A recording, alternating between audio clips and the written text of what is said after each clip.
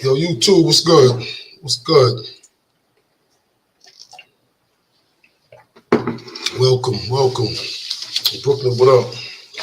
Say, world, what's up? US, what up? This is one of those today. How long this is gonna be? Zoom, take that someplace else, bro. Let me wait a couple of minutes. Not even a couple of minutes, a couple of seconds. Let people get settled in, see what's going on. Hope everybody's well. I like to give it a minute or two because they always say in cursive. And this might be one of them. I just kind of came in, still got my jacket on. Just kind of thinking, man,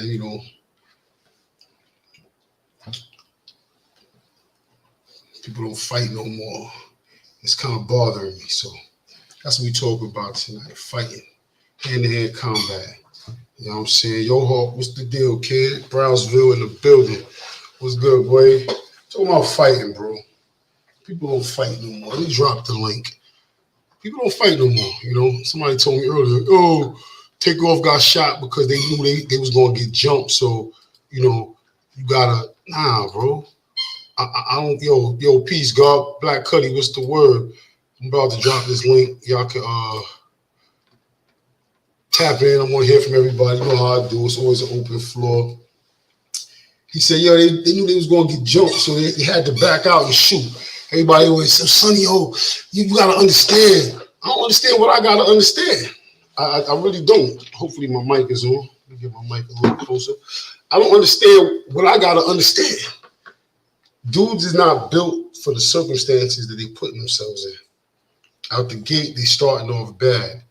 And this is a terrible trend we setting as people that came before the younger guards. I say young, I'm not talking about 16, 17, able to make mistakes, do different things they got to learn. But we talking about young men that's 27, 28, stuff like that. And they not wanting to knuckle up. We had to fight growing up. The OGs made us fight. They chin checked us. You know what I'm saying? Let me get my boy on here real quick. I'm glad he tapped in. This is somebody I consider a G. Yo, what up? You can hear me? You can hear me? I can hear you. What's the word, kid? What's good, kid? What's going on? Ain't nothing, man. I'll be talking to these young cats out here, and everybody always be like, "Oh, you gotta understand, nobody fight no more. Nobody fight no more." And I understand that's what they're doing, but I also understand that ain't right because, you're putting yourself in a position to go to jail, and then you gotta fight. And that rhymes too, by the way. What you think, man?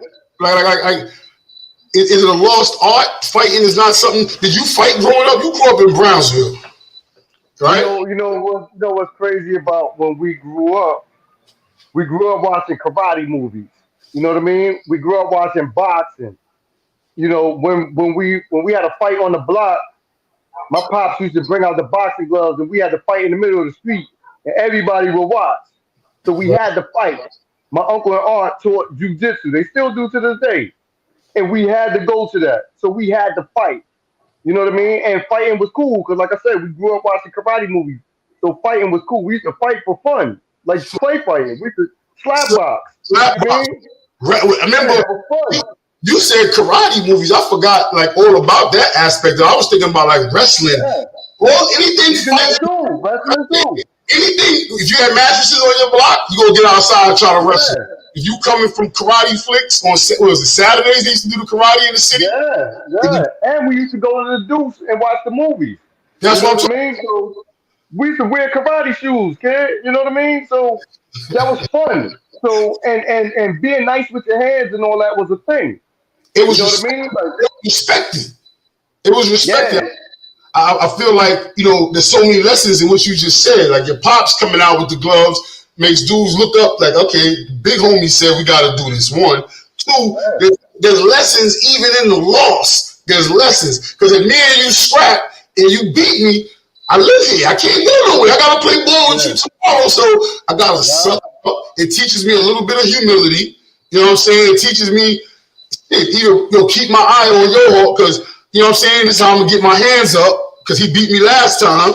And then if anybody doing it's me and you from the block, we going to do this. So either way, it's a win-win. And we still here today to talk about it. I remember I had a fight when this was maybe first, second grade.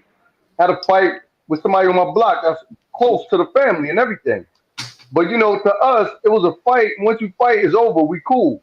But remember, I was saying about the karate flick. We used to pick a style before we start fighting. Everybody got to hurry up, and pick a style. I'm the Eagle Claw. I'm the Tiger. I'm Jim Kelly. I'm Chuck Norris. I'm Bruce Lee. You know, you had to pick a style. So I remember this dude, and this is real. We really getting ready to fight, like not play fighting. We really getting ready to fight. Yeah, yeah. And I remember he said he's the Toad. So I had to think quick. You know, the Toad is strong. You know, I had to Right. think quick. I was like, Eagle Claw. You know what I mean? This dude hit me with a couple of rib shots and killed me. That You was know, so all I had was the Tiger right. Claw. I was got to scratch his face down. You know what I mean? And after that, I went to his house. I was sitting at the table, chilling with him, but until his pops came down. He's like, yo, what the hell you did to my son's face? He scratched his face up. What are you, some kind of girl? I was like, nah, that's the Eagle Claw. He said, ain't no goddamn Eagle Claw. You Yo, know, but it was a thing. that was 5 deadly venoms, though, right? Yeah, not the Eagle Claw, but the Toad. The total. I The mean, yeah, Toad. Yeah. So you know it was a thing back in the days, and even you know a lot of us when we grew up, we was outside young. You know what I mean? So when we fought, everybody circled you. You know what I mean? yeah. And if I went home and my pops knew that somebody beat us up or whatever, we had to go back out and fight. You know what I mean? And you don't want that. Same here, and it was more or less like not even if you lost, but if you didn't fight. And my block was a fighting block. You know what I'm saying? And that I grew up on Nostrand, and so the OGs wouldn't let you leave. Like yo, they'd be like, yo, come back, cause you ain't even try. And they'll just give you a little tip. Corner like a corner man, yo son, just try to hit him in the, it's the other little man that they fighting, but they still want you to. And then if you still take the house, like, all right, man, let that little nigga go ahead. They're not gonna let you get beat down too bad. It's a spirit. If you can't win, you can't win. You know what I mean? But they want you to at least You go know for what? yours. You know what I mean? Don't ball like a sucker. Spirit. That's the key, was to break the spirit, not to break the spirit. Yeah, and then they make you. And then they make you make up. I mean, y'all got to be friends afterwards. You know what I mean? They make you shake hands and all Yes. that afterwards. You know what I mean? And you be cool. And even if let's say like sometimes you might fight a kid bigger than you that you ain't got no wins. You know what I mean? And this kid, even you when you fight this kid, he'll respect you afterward because you fought him. You You know got what to. I mean? You They got to. respect you, and next thing you know, you his man now. He take you under his wing because you fought him and he respect you. You're a little dude that got heart. You know what I mean? These are these same things also, bro, that like real bonds is made out of. You understand? This is Yeah. what, you know what I'm saying? Without these type of things, this is how you can say, this is my crew. When you say this is my crew, I ate with this man's family over here.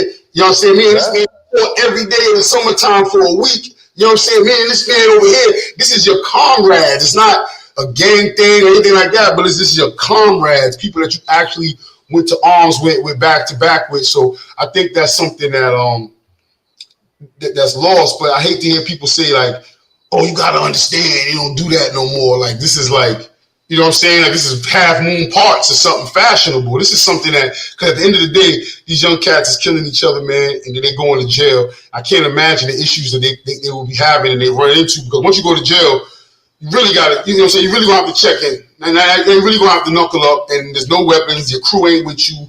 You know what I'm saying? And you're gonna see what you made of, man. Yeah, but you know now this is a different time, man. Everything you can see everything now. You know what I mean? If we had a fight back in the day, only we saw it. You know what I mean? Everything was word of mouth. Yo, he did his thing. Nobody really saw you get slugged in the face. Now, if somebody fight, everybody pulling out their phones. And you can see it. You know what I And mean? So it's just your if you somebody, if everybody see you get punched in the face and knocked out or whatever, you embarrassed now, and the whole world saw it. So now you want to kill that dude. You know what I mean? So they got a whole different way of thinking. You know, everything is different with them. Like we grew up in a different time. You know what I mean? And then you got to also remember a lot of that stuff changed once all that crack and all that. A lot of stuff changed after that. You know what I mean? Because before that, that's when we really used to fight. So Once that happened, you start seeing dudes getting shot and all that. Now dudes were strapping up. Dudes wasn't fighting so much. You know, you still had some, but you know, once we became like older, like maybe from late teens to 20s and all, that, dudes wasn't really scrapping no more like that because they you know you don't know who got what. So dudes wasn't really scrapping. That was like more when we was kids. The crack era did bring in a little more violence, but the crack era violence was kind of related directly to crack because niggas was still. I was born in '76. When crack era hit, that was like '80s first, right?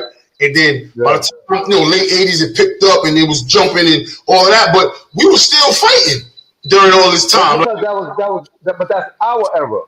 The era after us didn't come up to our rules. You know what I mean? They came up after shit got violent. You know what I mean? So they coming up in the violence. We grew up in the time before that, so we still had them values that we scrapped. But these kids grew up when it was violent already. So they grew up seeing that. And then you got to remember, it's glorified. You know what I mean? And I hate to sound like the old guy with the music thing, but that's what it is. You know, if that's what's glorified and what you like, if you like music and you like movies, that's what's glorified. The nigga with the gun is the baddest dude. You know what I mean? Yo, I caught this door. And if that's what you grow up, we didn't grow up hearing that. We heard that as we was already coming up already. We didn't hear that as little kids. You know what I mean? As little kids, we heard like Motown and R&B and all of that. Then when the rap music hit, it was like party stuff. But like you said, though, once the '90s kind of came along, you know what I'm saying? Biggie was they was talking about robbing everything. Dudes was talking about. So I get what you're saying. The music definitely plays a part. I guess the music today. Think about that though. For us, we know better because we the same age as Biggie and we in that age range. But for a little kid that now he's growing up to that. That's all he knows because that's what he grew up. That's not all we know. We know what we was talking about, boxing in the street and karate. We know that. We also know what Biggie's talking about. But they only know what he's talking about. They don't know what we know. They don't know that back in the day stuff. But they ain't grow up to that. I guess maybe you think we got to take a certain level of responsibility to say that. Yeah, we the disconnect. Our era, we dropped the ball. We the disconnect. You know what I mean? We the disconnect. Because everything after us is where it fell apart. These kids right now is just they starting all over like they whole brand new generation. They whole different. But we the disconnect. After us is where it fell apart. Because you got to remember before the crack. Think about it like this. Before crack, right? Remember, a lot of your friends you respected their parents. You couldn't curse around them. You couldn't do nothing. Now when crack come, dudes our age selling crack, and you selling crack to these same people that you respected. Right. Now they giving you head and all of this. This once a person you couldn't even curse around. So now you don't got no respect at all. So now we lost respect at that time. So now people under us, when our kids come up, not everybody, but a majority, when these kids come up, being that we don't got no respect, they definitely ain't gonna have no respect, and then so on and so on. So we disconnect. We definitely disconnect, but that's a valid breakdown in there because that crack did a number on the community. Yeah, man, that's a big thing. In so many different ways, it's crazy because it's like almost we still have crack semi-responsible for what's going on now. You know what I'm saying? As per what you're saying. Yeah, wow. It is big time because that's the disconnect. Because you got to remember, a lot of kids that grew up with us, our age, once their parents got strung out, they was on their own. Their parents was gone. Some dudes younger, like my little brother. My little brother is what? He's 42. He's born in 1980. So a lot of kids his age, their parents just left them. Like he's 5, 6 years old at that time. That's crazy. He left them home. You see these little kids walking down the street. They ain't got no parents. They outside late at night. Are you outside late at night? You got to go home. You know what I mean? And they lost respect. So now and then you got to remember some of these kids they witnessed their moms and they pops doing stuff to get this crack stuff. You know what I mean? To get that. So they witnessed them doing stuff that's embarrassing and they lose all respect. Now when they grow up, they ain't got no respect for women. They ain't got no respect for parents. They ain't got no respect for nobody because of what they saw their parents do. You know what I mean? That shit has got a lot to do with everything, man. That little era right there. That's what? It got to be early '80s to really the '90s. Like now, there's still people that smoke, but they functional now. You know what I mean? That shit is like now. It ain't like back then. Got jobs and all that. But that's crazy, man. Yeah, back then they was selling their kids, man. They give you their kid. Yo, give me the kid. Yo, you can hold my kid for what? Borrow my kid for collateral. You know what I mean? Let me, you know. Yo, the crazy shit what you just said was that your brother, people born in the 80s is like they now hitting 40 now. That's crazy, bro. Yeah. Yeah, he's born in 1980. You know what I mean? That was my little brother. When my pops died, my little brother was 6 going on 7. You know what I mean? Think about that. He's young. He was young when my pops died. And that's a disconnect, man. We lost a lot of OGs, man. There was a lot of lessons that was lost. I remember playing corners in my building, and they used to get in the elevator, you know what I'm saying, with the crew. We did that and bang out that light. Whoever in the middle get wrecked. Get wrecked. And I remember being in there with the big homies. I remember I used to always get caught out there. I'd get caught slipping. It's 5 of them. I still go in the elevator and catch me. And the one time I get in there and it's only 3 of them and then me, I'm like, oh, I'm good. I get in the corner, still get wrecked because it was like, it's like, yo, who you think you are to get a corner now? They like 19. I'm like, yo, 11. So it hit me with the crazy body shots, but it got you right. I had dudes talk about getting jumped. I'm like, yo, if me and you walking down the street and we encounter 6 dudes and we get to fighting, we didn't get jumped. We just got outnumbered. People be feeling like jump. No, you got jumped if it was you versus everybody. But if they jump you, that's a sucker move on their part, one, right? Yeah. If you jump them, they still jumped you. That's how I feel about fights too. If you fight me here, and then you beat me, and then I come back and clap you, I can't get my get back. You went down as 1-0 against me. Maybe I'm thinking the wrong way. Maybe they look at it like, you know, the body is more than that one hands victory. But in my mind, I want to beat you up. I want to get my hand. I want to get my get back. You know what I'm saying? But people don't look at it like that, man. People don't look at it like that. And it's that's been put in your head from when you was a kid. That's why. What up? That era. What up, man? Tap in, man. We drop that link. Yeah, I appreciate you, bro. I definitely appreciate that mentality that you got.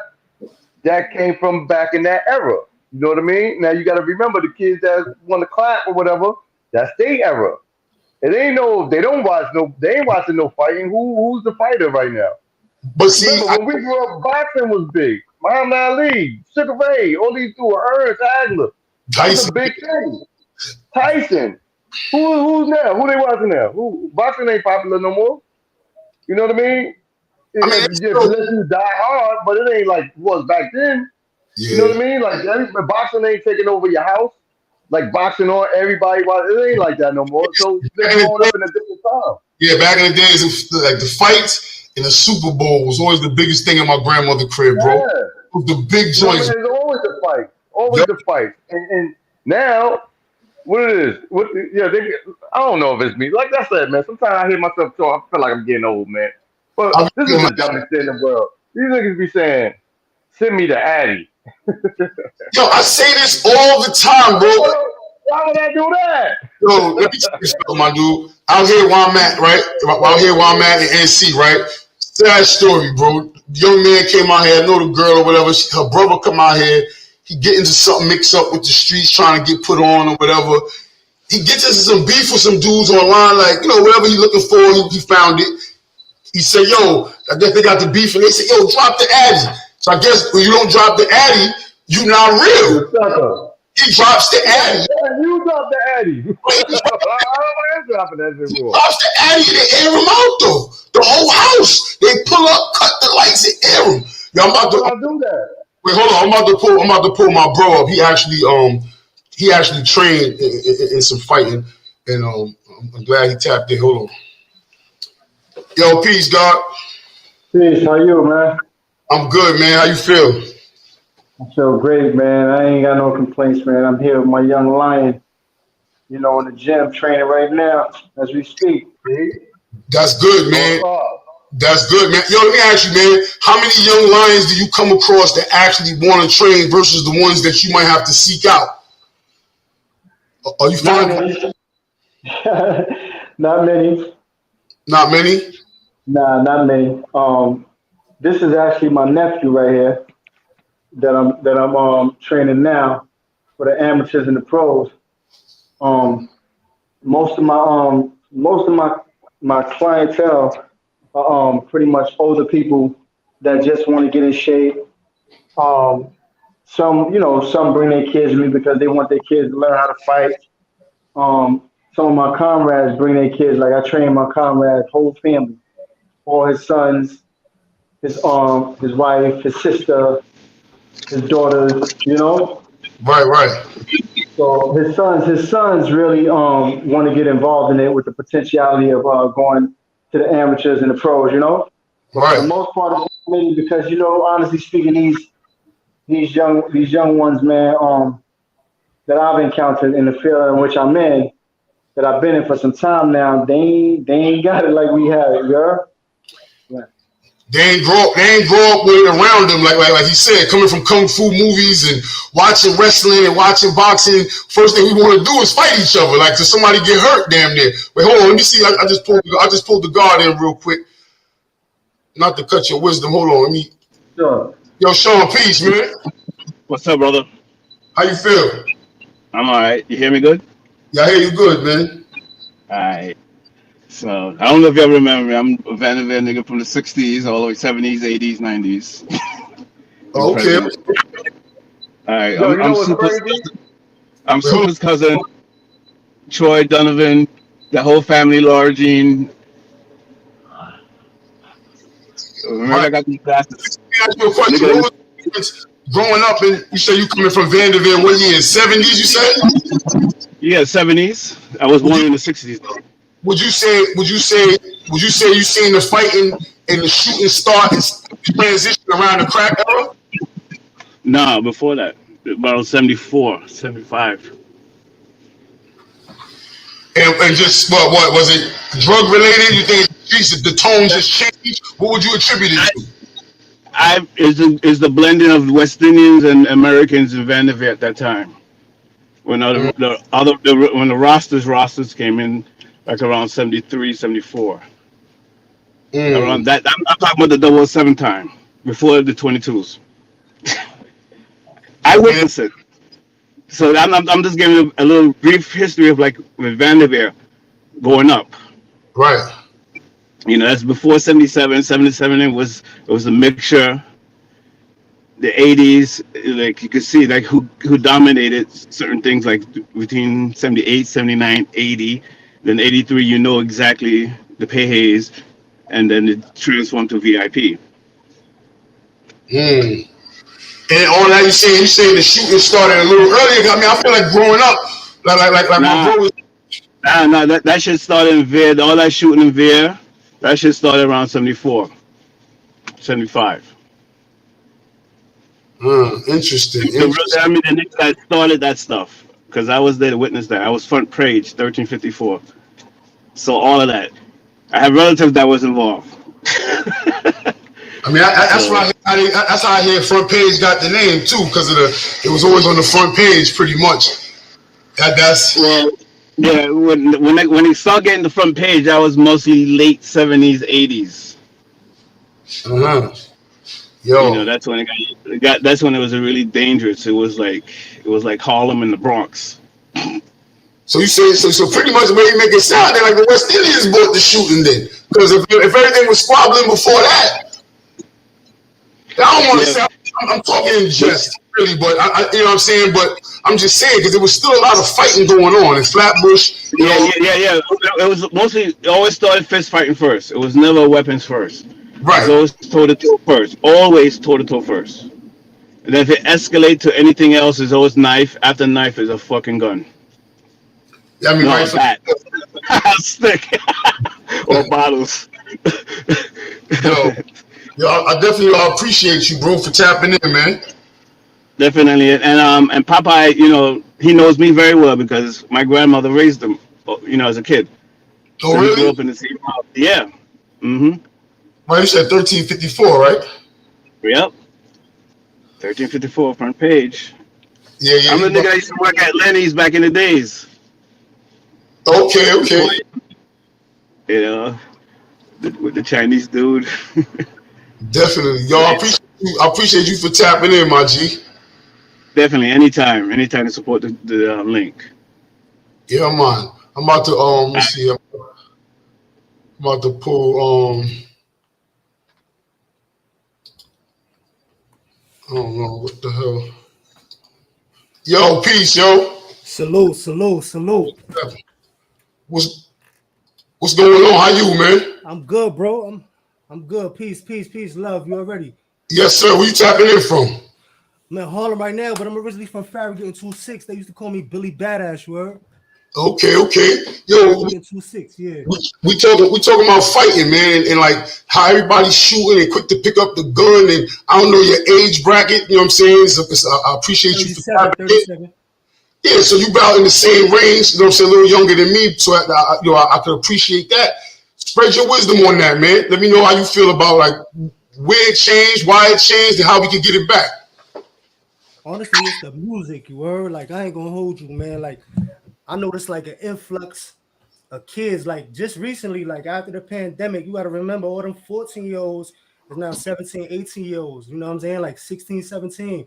So that whole time they was away, they was pretty much on the computers and the algorithms being fed all the bullshit, you feel me? So it's like they've been programmed to shoot first. I don't even know how everybody became gunsmiths, because when I was growing up in the hood, like I said, I'm from 26 and Flatbush, bro. My mom used to be a fiend on the junction, you heard? Kathy. If y'all don't know, maybe I remember, she used to be right by the White Castle, you heard? So when I was coming up, it was hard for me to get a slammer, you heard? Like, Right. I had to go through the vetting process. Like, you couldn't just pass something off. Now all of a sudden these kids is gunsmiths, you heard? Like, I don't get that. You know what I'm saying? So and a lot of these kids ain't never taste no blood in their mouth neither, you heard? And I think that's important, bro. Like I think that's important. That's the rites to passage and the vetting process that you just said into taking those steps before you should even consider taking a hammer if you never tasted blood in your mouth. Yeah, nah, it takes away from the validity and the pureness of it. You know what I'm saying? Like when I was coming up, I'm 10, 11 years old in the hood. I'm getting scrapping every day, bro. Every single day. Like I used to be on Rogers and Clarendon, you heard, with scooping them and all that. I don't know if you know names and all that. Right. Reno and all that. We used to be on our CBT shit, you heard? Like we used to have to get in the square every day. All right, you get in there. Yo, you get in there. Y'all both get in there. And then two more jump in there. You got to be able to take a beating, you heard? These dudes ain't. How important you think that was in the fabric that you come from and that your peoples that surround you that was in that square? How important you think that was to the upbringing? Yo, bro, that made me who I am today, bro. Like I've been going through the system and all that. I went to juvenile, I went to DFY and all that at the age of 12, 13, bro. Like, and I ain't come home till I was 16 and a half. And that's the only thing that saved me is the fact that I learned how to fight and really take a hit, you heard? Like that shit, like my shit is good in there, you heard? Like on the other side, like my shit always been straight, you heard? And I gotta pay homage to them dudes, them older heads that made sure that we got in that square, we got it popping, you heard? Because at the end of the day, bro, when there's nothing around, you ain't got no Hulk, you ain't got no slammer. Yo, these days gotta go, bro. You know what I'm saying? Like, gotta go. That's well put. Now I feel like people they let their emotions, lack of a lot of emotional intelligence, and that's a whole other conversation, get them caught up and let a quick 5-second decision put them in a worse position, and they gotta go hand in hand now every day because now you gotta check in. Now you just to use the phone to get to certain spots to make certain moves, you gotta fight. Yo, bro, it was so real that it was just because we ain't had nothing to do. We was just get put in the square like, yo, y'all too lazy right now. Yo, get in there and get it popping. Like I remember, I don't know if you know Sindrad. Rest in peace to Sindrad, you heard? Bro, listen to me, bro. That's my little bro right there. When Sindrad came back from VA, Sindrad was in VA with me. Me and Sindrad was in VA for like 2 years. I taught Sindrad how to drive stick shift. John's my man, you heard? His nephew. John's my dude. That's family. Khadijah watched me grow up. You heard? Jody was like my man, you heard? My mom used to live with Jody, you heard? Like I've been in the hood my whole life, you heard? So when it came to Sindrad with me and John, every time, bro, he would force us to fight, bro. Yo, I don't care. Fight. And that's all we was doing, bro. Yo, John been outside since a kid Always scrapping. Always, bro. And Sindre was the same way. So I think that's important, bro. I'll be saying that we fought on my block. You know what I'm saying? I grew up on Nostrand Ave. You know, we fought. Yo, Blind Fury, you there, bro? Yo, hold on real quick, Billy Badass. Let me ask my bro. I'm here. Yo, when did you start getting into boxing, bro? I want to say 30 years ago. It was over 30 years ago. Because I'm originally from the South Bronx. So I went to, they got this area called Fort Apache in the Bronx. I'm not sure if anybody heard of it, but Definitely. they had this gym called Fort Apache. And when I was a kid, my mom's put me in that gym because she had to go to work. My brothers was out doing their thing. You know what I'm saying? My brothers are older. And being that she had to go to work, it was me and my little sister. My other sister wasn't born yet. She used to have like, yo, I need some place for you to go. And they got this gym over here. You always stay mad and all this other fighting shit. So I'm going to put you in there. So I was in Fort Apache on Simpson Street, like Fox and Simpson over. And that's a fighting area over there, like a lot of gyms. I heard of Fort Apache in the Bronx. I'm not really familiar with a lot of. Hold on, you hear me? Oh, yeah, my bad. You went quiet. I thought you was. I didn't know you was. I hear you. Okay. So I was saying that my mom's had me in Fort Apache, this gym in the Bronx, by all Fox and Simpson Street and shit. So that's because I was super unruly. So I got kicked out of there. You know, they kicked me out because I was super unruly. Took my little sister and broke out, but it was a boxing gym. So that shit go back to when I was like 10. I'll be 48 in March. You know what I'm saying? So when I touched down, you know, I got popped in 90 as a juvenile. I went to Spofford. Came home 2007. I went to Spofford, DFY, State, came home 2007. So when I came home, it didn't make sense for me to do anything other than what I knew how to do, which was heal, you know what I'm saying, which was heal souls and box. So my vision kind of went because, you know, things happen. Because that was my plan, come home, turn pro, do a lot of, you know, put the work in and do the thing. You know what I'm saying? So our plans don't always go the way we wanted to. So what I did was I transitioned my own personal goals, dreams, aspirations to this gym, my nephew, and others, you heard? Yeah, I can respect that. Let me ask you this, though. On the inside, in your travels through DFY or any time throughout the system, you know, just for the people that's, you know, listening, especially younger minds, could you tell two parts? Could you tell the difference between kids who didn't have these and the difference of the kids who had it and didn't have it, and how much did that help you navigate your path through where you had to go, just having the fundamentals of being able to use your hands and that confidence? Listen, I smiled because it was a beautiful thing. I heard the brother say about, you know, having hands, you got to have hands. You cannot survive in Spofford, DFY without having hands. It's impossible. It's impossible. Can't nobody that ever told you they came to DFY and didn't know how to fight. If they did, right, came to DFY and didn't know how to fight, that thing, you know, we used to call them herbs. Use a herb. You know what I'm saying? So the difference is that when you go through this process of you in there, being in there, you fighting and all that, by the time you leave there, that should become a part of you. So the dudes that knew how to do that, if a dude, they were known for doing that. They had my man, matter of fact, we was in Spark together and up north together. Tyson, Troy Scott, Lil Tyson. I think he was from Flatbush. I can't remember his government name, but he is Guyanese. They used to call this kid Tyson. He was super nice with his joints. Love that dude. But when dudes saw him, they was like, yo, they go Lil Tyson. Yo, they go so-and-so. They go such and such. So dudes are known for their knuckle check. You know what I'm saying? So that's what separated individuals that knew how to fight and that didn't know how to fight. Dudes knew exactly who they were, and they wasn't trying to fuck with them.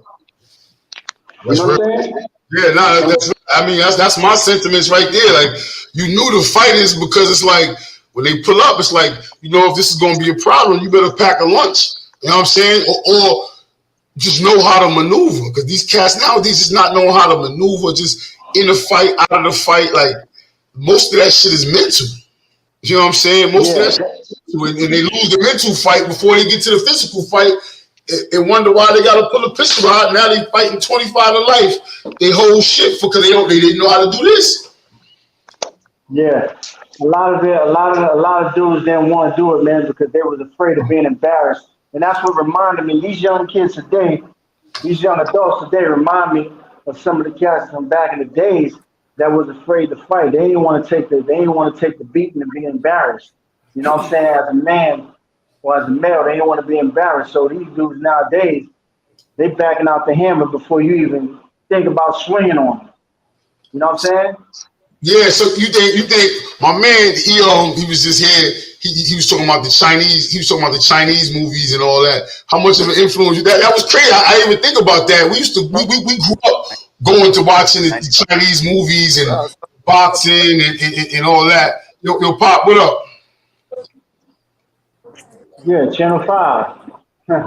Channel 5, or you go to the Deuce. Yo, Pop, what up? What up, man? What's up? What's up? You know me, I'm moving. I'm in the supermarket. What's up? Ain't nothing, man. We talking about fighting, man. Lost art, man. You know what I'm saying? Dudes done got back a little squabble, huh? Yeah, I mean, because every step of the way is important. Did you fight growing up? And what was the situations? Matter of fact, we just on here said his grandmother raised you, man, in her crib, 1354 building in Vanderbilt. Wait, hold on. Say that one more time. I was coming out the supermarket. Say that one more time. I said somebody was just on here and said their grandmother had a hand in raising you in 1354 building, front page Vanderbilt. Yeah, Miss Doris. Yeah, that's a fact. That's a fact. Yeah. Yo, did you fight? Growing up? Huh? Did you fight growing up? Come on, man. That's a question now. I mean, this is Flatbush. I had a lot of them fights, man. How important you think that is in just everything? You're just growing up, your confidence, the way you move, like just everything. Just, you know, where you could have took a shorter cut at certain times, maybe, and let the thing go. Where you had to knuckle up. Do you see a benefit in that in your life?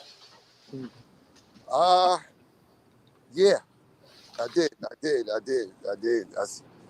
Growing up, I think, especially in our time, growing up, especially in our era, I guess, you know, what we call the golden era, you had to put up your knuckle games, you know what I'm saying?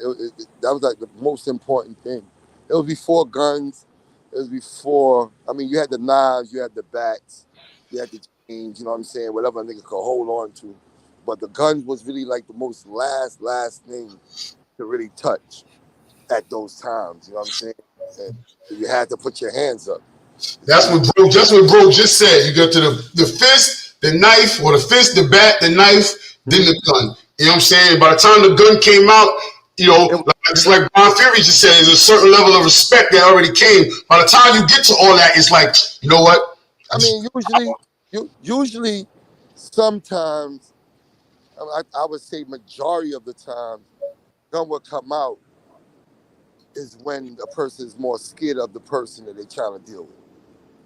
With a fighting rep, they got the fighting rep. They don't want to get beat up or embarrassed. They don't want to take the L, so they know that if they do this route, they either, you know how the hood, when you're in the streets, that is the shit. Oh, yo, you popped your shit, you did your thing. You know what I mean? Now you feel niggas gonna respect you more, but it all depends on that person that you went and fly that gun on. Niggas be like, nah, nigga, you can shoot the 5 with that person. Why you letting fly? So now you look real pussy. And now you know what I mean? That's what I say, because if me and you have a fight and then somebody get brushed off, I feel like somebody just got brushed off I need to get my get back. Like I need to get my get back. I need you to be alive and well next time I see you because we got to do this again. And I hope I catch you off guard. All that.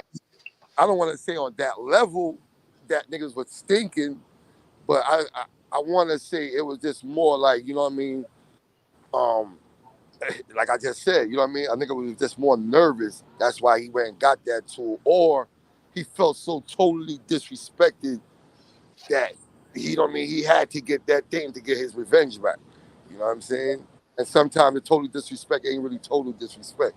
I was about to say disrespect is so subjective, and is so broad that, you know what I'm saying, something that you can feel as disrespect, and I cannot feel as disrespect, this man cannot, you know what I'm saying, it's so broad that we got to stop that. It got to be a certain thing of this is where the gun talk at. You know what I'm saying? We keep ourselves out of trouble like that. We keep our families safer like that. You know what I'm saying? And we just, it just moves better like that. To me. So that's just to me personally. Maybe I sound like a Gandhi. I mean, the other thing too, though, is that you got to remember, man, when we was growing up, is that you had He cut himself Sonny, off. What up, bro? check this, right? You know what I noticed too? Like when I was coming up, yo, sometimes you would become best friends with a person after you gotta scrap him. You heard? Oh, that's a fact. That's a fact. Yes. Because it lets you both know, like, yo, not for nothing. Like, I know if shit's getting crazy with me, I know you're gonna be able to hold me down, and vice versa. You know what I'm saying? Like, it kind of created a better bond. Like, and everybody, one of my mans that's my man to this day, bro. We got to scrap him, bro, and it's just a mutual respect. Like, it's a passage to rights in a sense. You know what I'm saying? But we all had that understanding because of what we was going through. Like he said, like the only time I ever had a slammer is when I was catching licks. You heard? When I was juxing shit, and that was just because I wanted it to go smooth. You heard?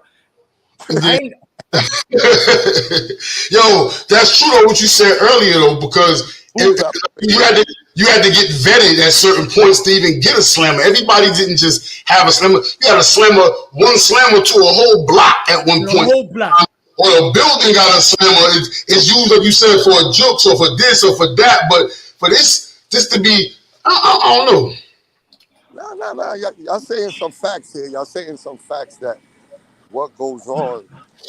I mean, it's like, you know, me and Sonny, you know, we go back and forth on that. You know what I mean? What the reality is and what goes on. You know what I mean? Well, you know what it is, Pop? You motivate me. You always motivate me for this conversation, because between you and then my young boys that I'll be working with, it's everybody want me now to understand that this is the new way. And I feel like once the last person understands that that's the new way, then we bow down to this way. And I'm with the way of the gun. My gun is right here. You know that. Like I love the pistol. Like I'm certified with the pistol now in my adult ages. You know what I'm saying? I wish everybody, if we could get past those juvenile offenses, if we could get past those adolescent offenses, we can all be strapped.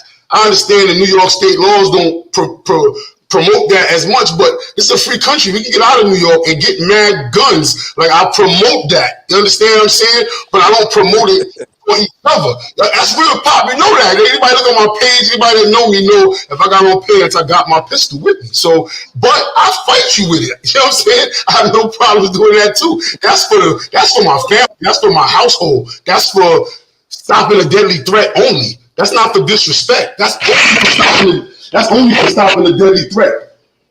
You know, just jumping real quick, what I was saying about dudes, you know, fighting back in the days, like in comparison to today, where you and I will get it on, and every time we see each other, there's a prequel or a sequel to this shit. You know what I'm saying? Until we feel that it's done. You know what I'm saying? You get me. You got this one. We gonna see each other again. You come around the corner. What's up? All right, let's get it. We go again, and we go until we both be like, yo, you know what? Nah, we good. It's a tie. We got a tie. You know what I'm saying? So your bond look like that. I wasn't doing that part. Yeah, nah. Yeah, I was killing that. That's why. I feel you. That's why where I'm at today. I don't know if you got a chance to see my joint, Bridget. Bless up. My name is Blind. You heard? Let me see the gym. Let's go to gym off. What's his name? That's Blind Fury. Oh, Blind Fury. Okay. Yeah, Mo Blind, but they call me Blind Fury.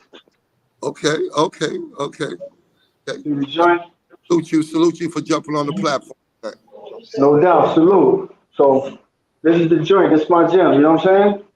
Yo, hold up, that red and black bag that's shaped like a duffel bag, is that for uppercut? That right there, is that for kicks or for uppercuts?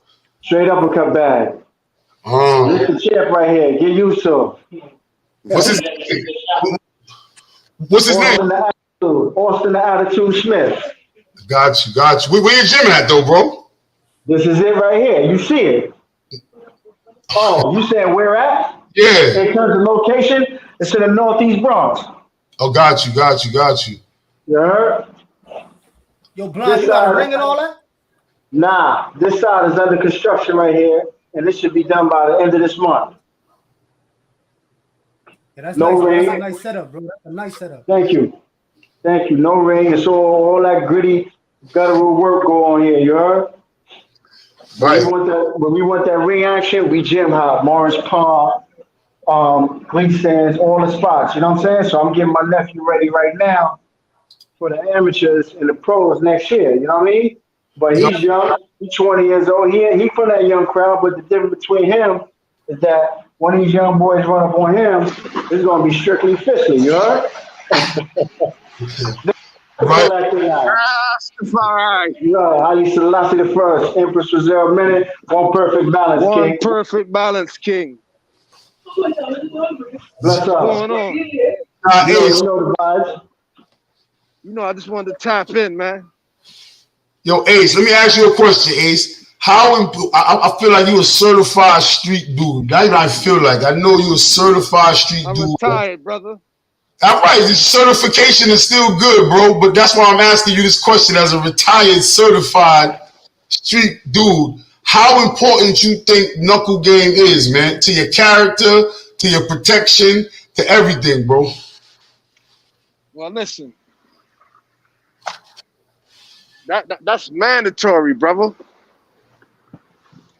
You know, because I come from an era where we ain't had no choice but to fight.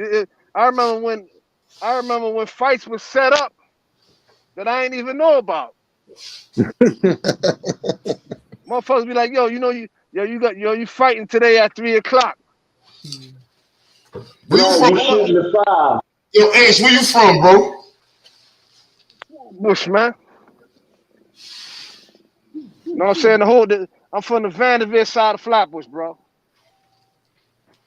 That's a lot of stuff. We was talking earlier, and my bro was on here. He was talking about the karate flicks and all that. He said that he feels like the crack era kind of changed it up from the guns.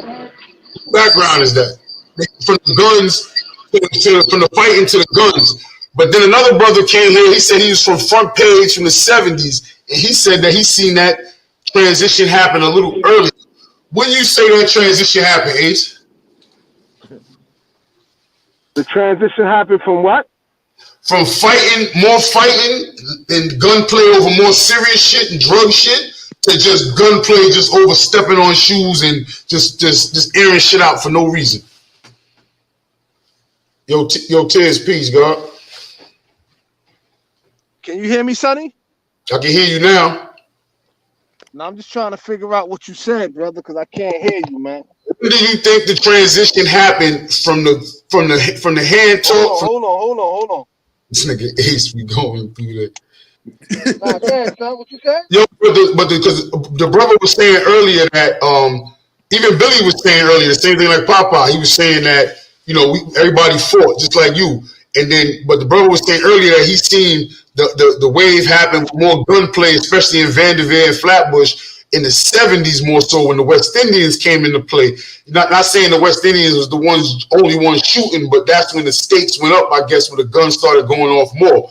When would you say the gunplay started happening more? 80s, crack era, 90s? What would you say? I mean, if you're speaking about that particular, geographical area, there's some truth to that because most West Indian countries, whether Jamaica, Barbados, Trinidad, Guyana, all the different countries, most of them migrated when they migrated from their respective countries, they came to Flatbush. Mm-hmm. Right? So when they came to the Flatbush, they didn't come to play games. Facts. Because at the end of the day, they wanted to be able to send money back home to their families in their respective countries. And at the same time, they wanted to make their mark. And sometimes what they had to do, they had to shed blood in the process. Facts. Big talk. So that's just me being honest and truthful. You know what I'm saying? Like I said before, there was a point in time in the 90s where you hear Bobby Shmurda and all them live out. The Rastafarians had that locked. in those days and times that you're talking about, Sonny.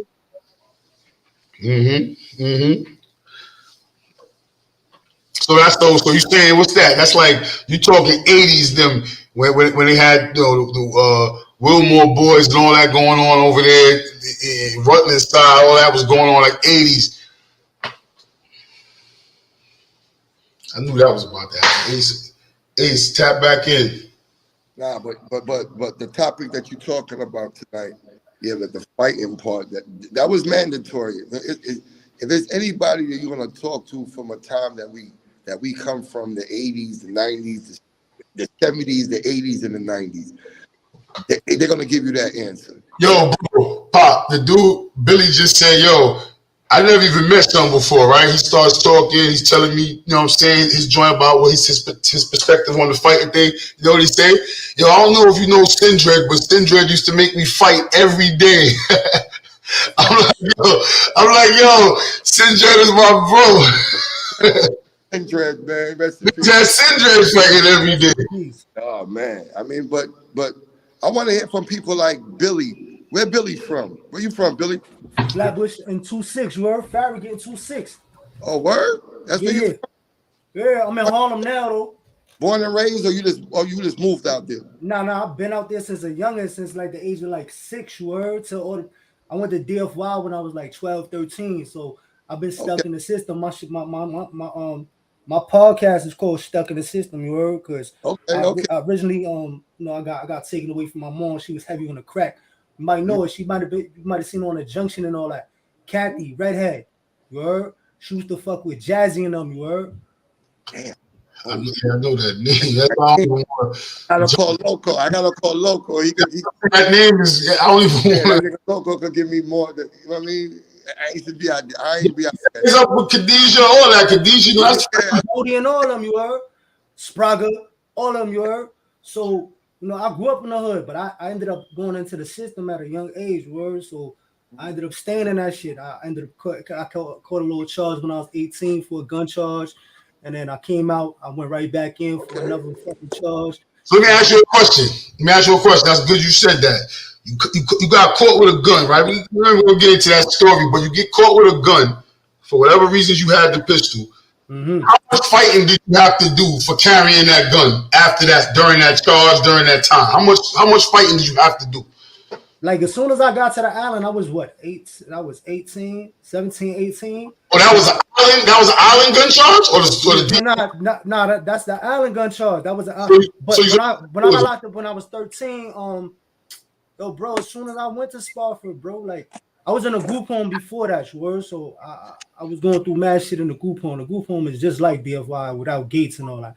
But fucking when I was in Spofford. First day there, got it popping.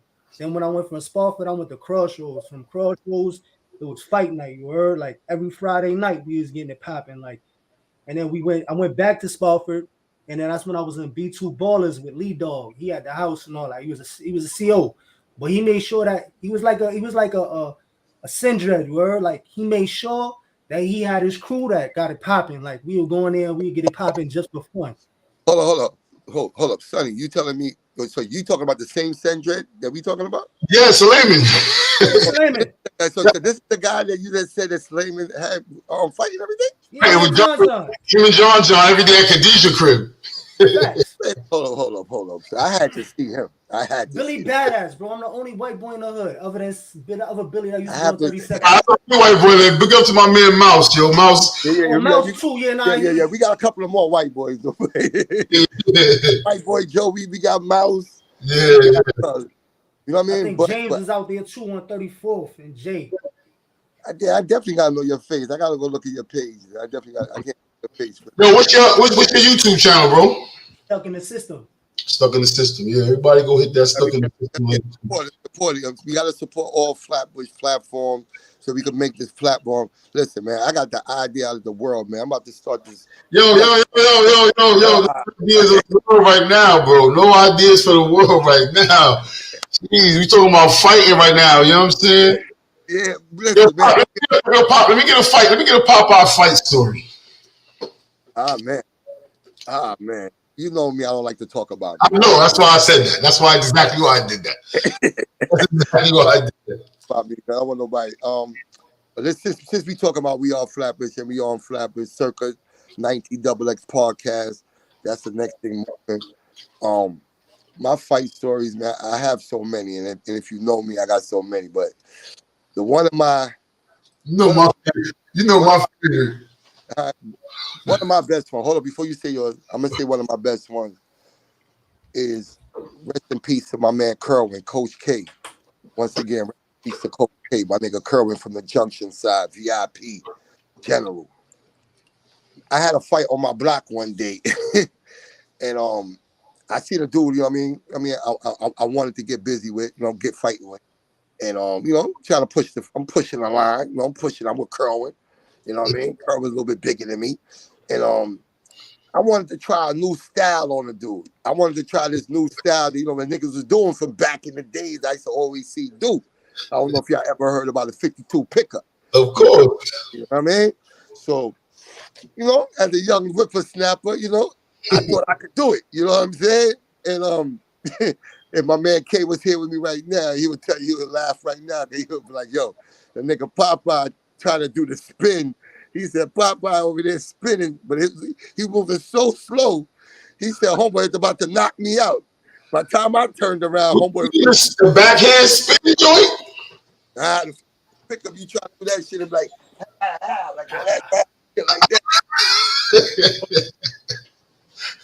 Around slow. And by the time I turned around, Kerwin already caught him. Bow! I'm like, oh shit. So that's one of my best fights, you know what I mean? My man K ain't here no more, but you know me, I had a million of them fights. You know what I mean? I had a fight. Hold on a second, man. I'll tell you a better one. I had the Decepticons catch me. I'll tell you a Decepticon court. Somebody, go ahead. I never spoke this story on YouTube. I might spoke this story a million times in the street, but this is gonna be on platforms, of course, forever now. And I hope a Decepticon, tap in on the platform. You know what I mean? Because it's all Flatbush, and it's stories that we had from back in the days, and and it was some real shit that we had. It's just a fight. That's what we say. That's the whole purpose of tonight. It's just a fight.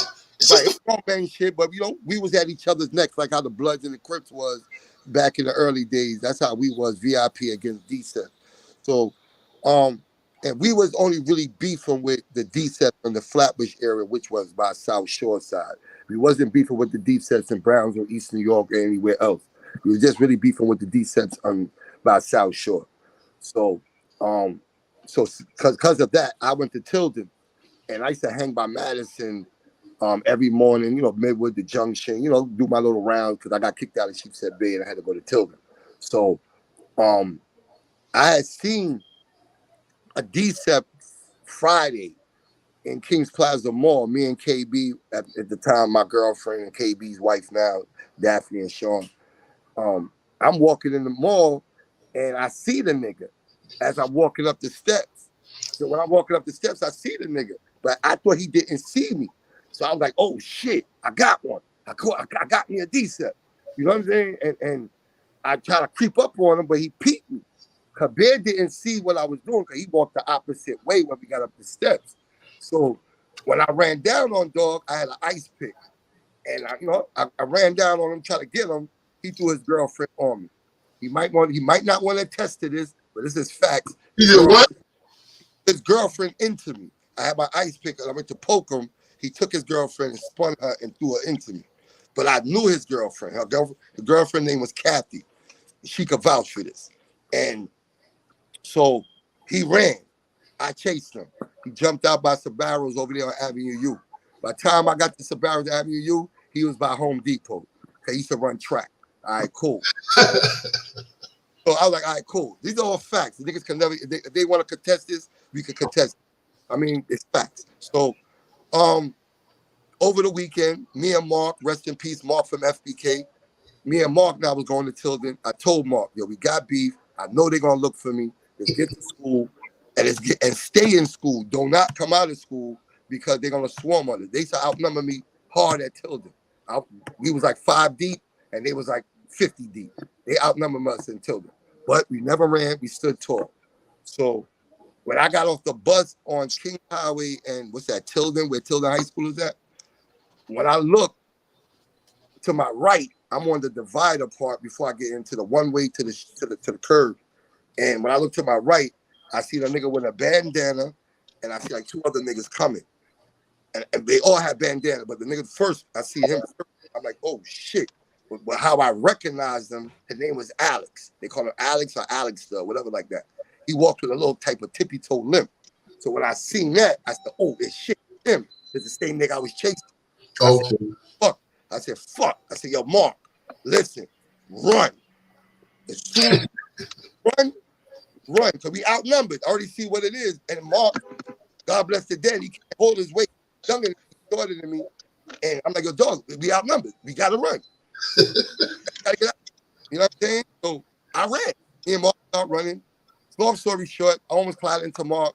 Had to run back around, run around Kings Highway like a fucking clown. They chasing me with a hammer, a bat.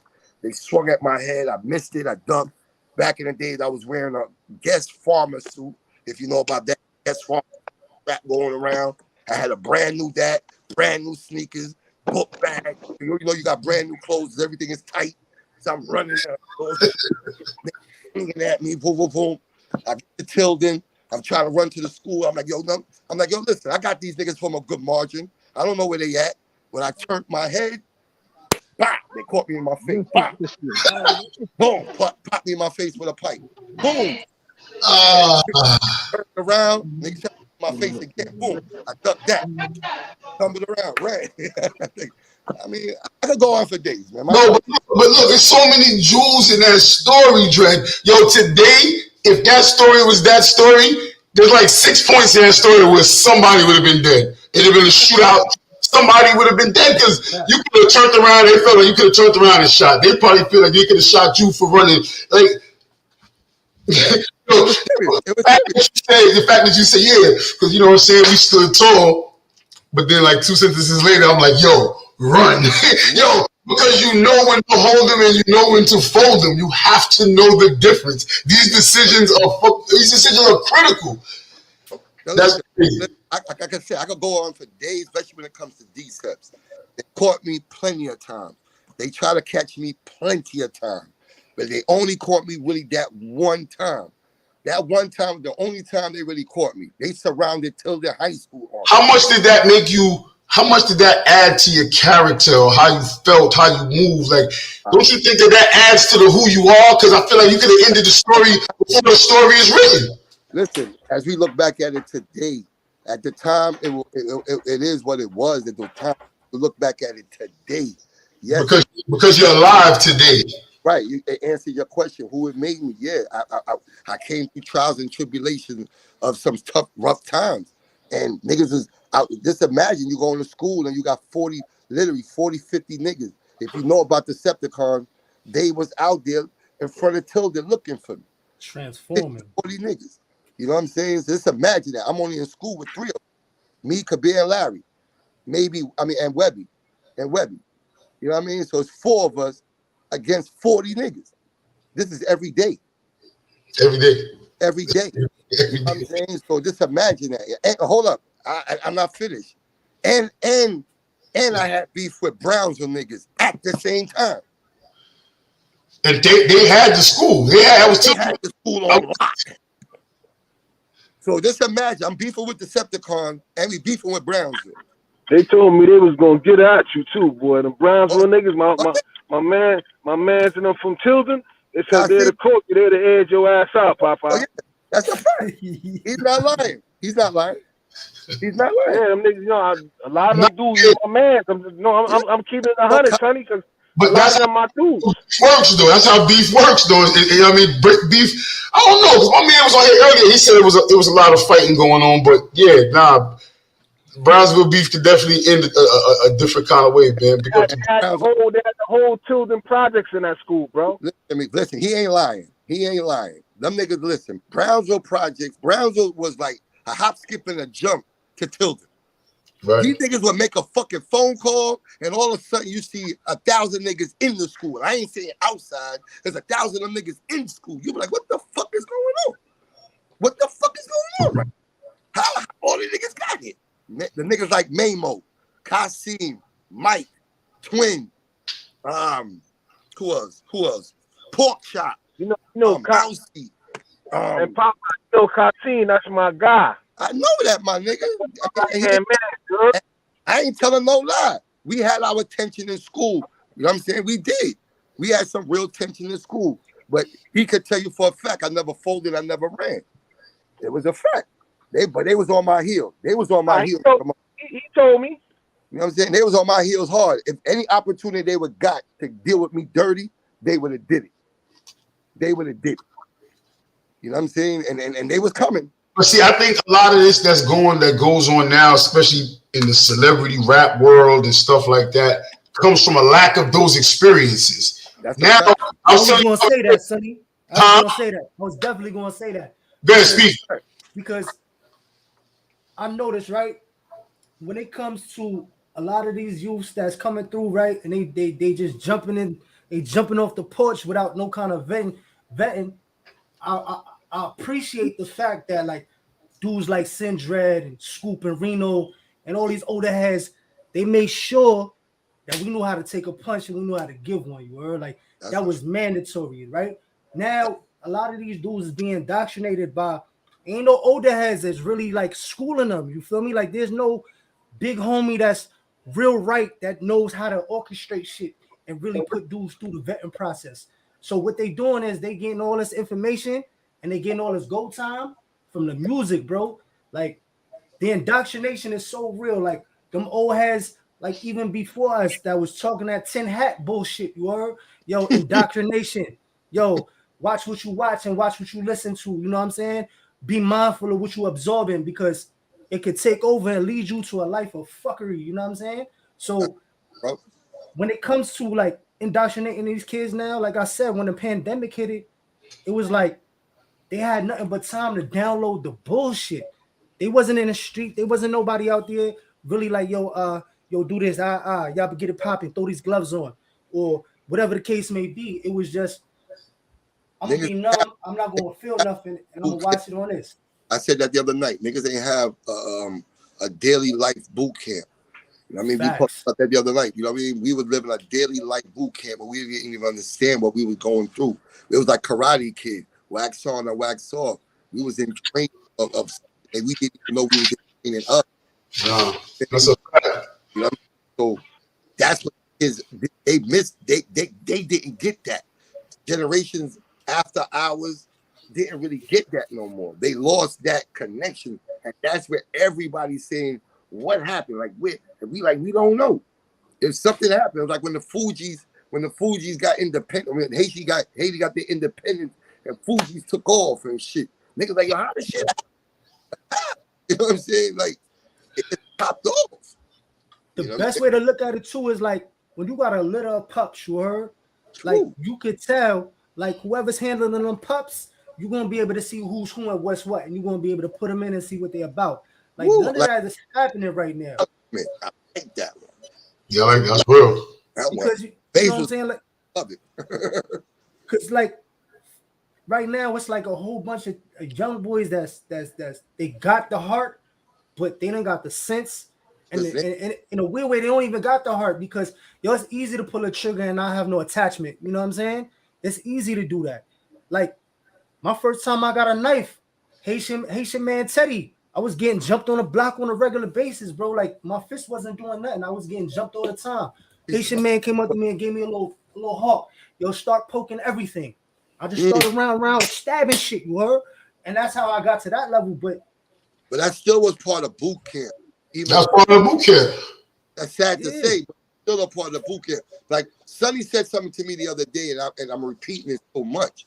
Sonny said, "Yo, Pop, my son grew up in New York. He knew how to cross the street when he was like 2, 3, 4 years old. But my daughter grew up down somewhere else. She ain't know how to fucking cross the street until she was like 10 or 8 years old." Right. I'm like, "Yo, damn, that shit deep, bro." Yeah, your environment, man. Your environment plays a lot. The environment plays a lot. So that's what I'm saying. Like these dudes be traveling. It's not just the musical influence, but I'm just saying like these dudes' situational awareness is crazy. Like I talk to Pop, yo, the dude literally be like this. We could be talking broad daylight on Flatbush Avenue. I'll be standing here and Pop will be like this the whole time. The whole time, heads Head on a swivel. on a swivel. And I'm probably doing the same thing the opposite way or every other second this way or wherever the blind spot is at, but it's always like that. You know what I'm saying? Like it's always like that because you want to hear the more funny thing to get on the subject, like I said, with your daughter, and that's why I keep on bugging about it. Like you was right, Sonny. Like this nigga grew up in Gwinnett, and I lived in Georgia. I remember making a statement to these kids one day. We talking, and I'm like, I remember them making a statement like, "Yo, we don't fuck with that high school, or we don't fuck with them, fuck with that side." And I'm like, "Why not?" They're like, "Oh, they beat us in football or whatever. We don't fuck with them." I'm like, "So that's why y'all don't fuck with them? That's why y'all got hatred?"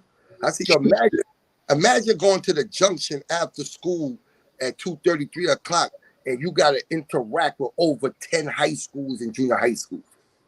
Just imagine that. That's why we had problems, because we interacted with other people from other sides. But not even that, though. Just think I'm glad you said that about the junction and boot camp, because it all kind of comes into this, right? Got the junction coming in. This, for people that don't know, it's an area of Flatbush and crisscross, main vein kind of area, right? Mm-hmm. Everybody comes through the junction, right? You talking about a high school football game because people lost. You got people over here, and it's like, yo, we about to go pulley some cars, or we gonna find a car that we pulleyed yesterday. We got dudes over here that's coming through the jack, everything that moves that's 10 years older than everybody. You got people over here that's coming through this way just trying to live. You got the nerds going to Brooklyn College and Midwood coming right here. It's everybody had to survive. And no, my channel is all about survival, so you know that's my thing. Like, everybody had to survive. So even if you was going to Brooklyn College and you was a super civilian, you had to know how to move at a certain time. I think people lack a lot of situational awareness, and they just go places like that at Disney World. And people's worth millions of dollars, and they eating chicken. They dying over eating chicken just to see they were seen on TV. I remember a time on the junction where people went to Brooklyn College or Midwood or had to go home in that area and would not go in that area and go all the way to Ocean Avenue to jump on the train and go home. I remember that vividly. And that shit will always stick with me forever. Like, people was like, yo, listen, I'm not going through that junction. It's crazy. No matter what it is. A female, a nigga with jewelry, a nigga with a polo coat. Anytime I had beef, I would stay on the junction and wait till school came out. You heard? Somebody coming off the bus. I know he coming off the bus. You heard? He coming off the 44 to 41. I'm going to see you, bro. And if you don't show up, I'm going to catch you in the morning. Home base, you heard? I got to see you. Gotta see him. Gotta see. And you want to see him, though. Yeah. Like people's like, it's this. I don't know, man. I feel like this definitely not a lost art. I hope, you know, I said this, I hope to see people fighting again. I mean, places like DC, where it is known to be like the fight capital, they call it like the stab capital at one point, because they fought so much out there that, you know, that's how they, you know, they got that thing. But they was strapped. You know, you gonna be out there, you gonna strap. Certain places are still known for that. I think Philly still got that. Speaking of which, Pop, Philly's a I said, Philly's a boxing city, but you know. But listen, man, let's get to the topic of life and demand. And niggas nowadays just like I said, I'm watching this Migo videos a lot right now, and a lot of footage and you know, and niggas, when words get exchanged, niggas immediately grab for a gun. Immediately, somebody in the entourage. Everybody's in their feelings, bro. There's a lot of emotional young men out here, bro. I'm saying, no matter what it is, and I heard a man say that today. He's like, "Yo, man, a gun is not like, you know what I'm saying. It's like it coming to a point. Like I said, we getting old. It's like, damn, dog. Like that's the first resort is this gun. The first resort. Like, I mean, we arguing about whatever. You know what I'm saying? But niggas is the first thing is the gun. Everybody goes back to boot camp though. Huh? That goes right back to the boot camp situation because but ain't never taste blood. This generation didn't have. Yeah, you never taste blood in your mouth. You never had that. You scared to death by the time. That iron tastes different. You heard? By the time you're 21, it's too late. By the time you're 13, you're supposed to already have fell off a bike, had certain scrapes and bruises. Now you're scared to do it. Now you can't teach. It's hard to teach an adult to swim because we got certain fears and prerequisites to getting in the water. So now trying to teach a 24-year-old, nah, man, stand there and put your hands up, let him punch you in the face a couple of times, and you might punch him back. But let's see, my thing with them now is like how they should try to say us, like, what are y'all really beefing for? Because it's really like when we look at situations now, like if I'm looking at me now, I'm a DCEP. I can't see me fighting a DCEP right now. I can't see me beefing with a DCEP. And I just had an altercation with one of them probably just a couple of years ago. I'm not gonna lie. I seen one of them, and my hatred for them stood so long. But look, no amount of years.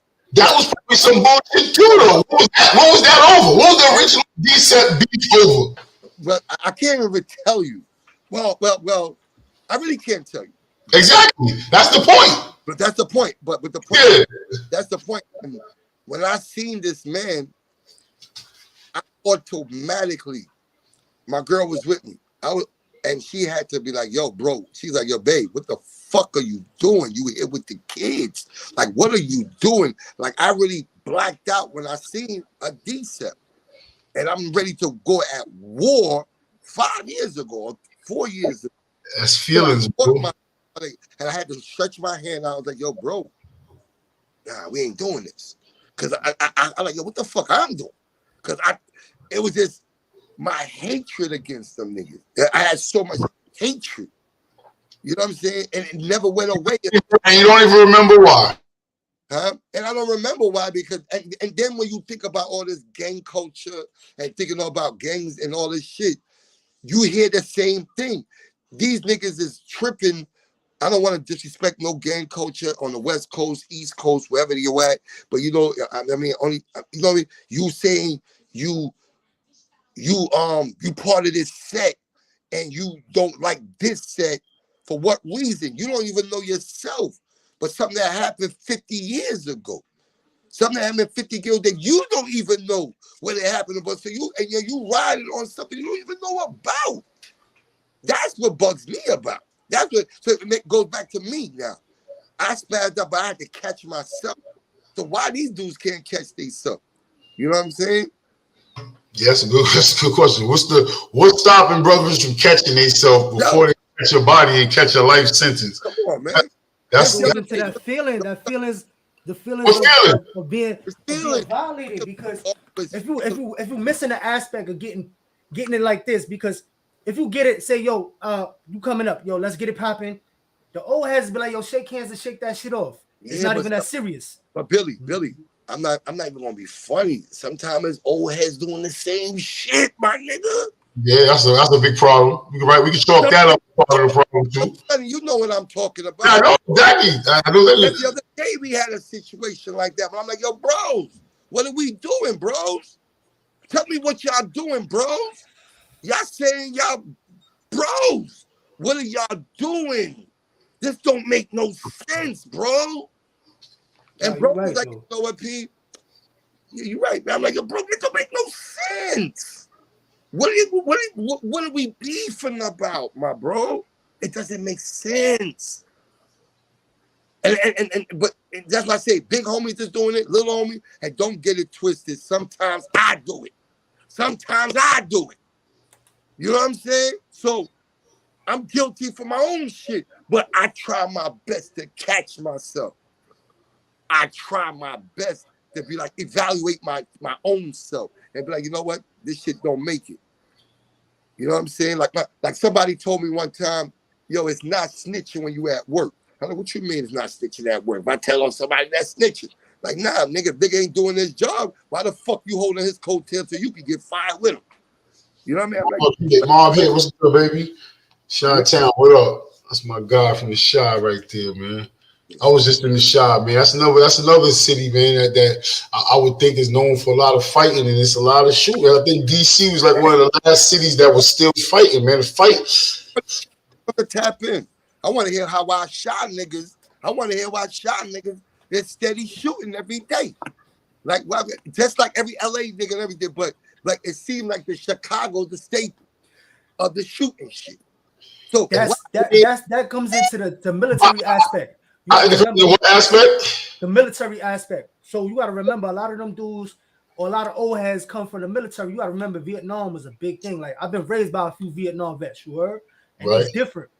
So if you got a crazy motherfucker that comes back and they indoctrinating a whole generation to just let it go, that's what's gonna happen. Like, Flatbush is like no other place in the world. That's a fact. Different. It's different, bro. Can't nobody come through Flatbush, survive, and keep it funky everywhere they go. These other places, bro, they consolidated to the point where it's indoctrinated to the point where whoever they big homie was or their influence was, they ain't give them all the right tunes and all the right steps. You know what I mean? Yeah, not everybody's a big homie. Nigga just give a nigga credit because whatever they say. That's not a big. Exactly, but you gotta remember, they ain't go through that vetting process. They ain't go through that boot camp because they wasn't like that. It was easy to control the mind, bro. But if you can control the mind and the body, bro, you something fierce. That's something fierce. That's a weapon. That's a weapon. And Flatbush, all the old heads knew how to do that, bro. They had the master blueprint for that. Ain't nowhere else you go. You go to Bronx, Harlem, Queens, Staten Island, wherever you go, nothing will be like Flatbush or Brooklyn for that matter. Yeah. Flatbush is the heartbeat in the middle, right through the main center. Main vein, right through the middle. You say people might get offended, but you know, these are the facts, man. Yo, bro, you can put me anywhere in this world, bro. I'm gonna scrap until I can't move. I mean, what else you gonna do? But not everybody's built like that. They never been vetted like that. They never been. It's safe to say it's easy to walk away from bullshit. For me, it's easy, bro. For me, it's easy. I mean, really, I think of, because I'm always thinking of a tactical, and I always got like a military bearing in my mind.